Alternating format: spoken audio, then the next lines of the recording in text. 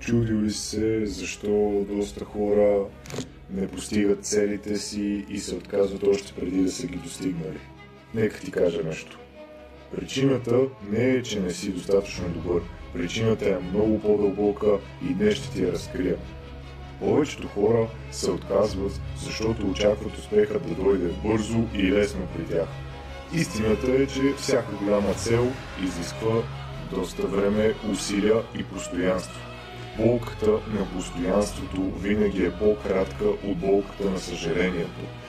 Хората също се отказват, защото сравняват началото с успехът на другите, но ти не виждаш техния труд, провали или усилия зад тяхните така наречени видеа, канали и всичката информация, за която си виждал в TikTok. Най-трудните моменти са знак, че си на път към нещо голямо.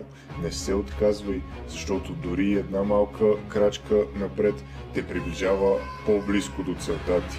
Не се страхувай да опитваш отново и отново и отново.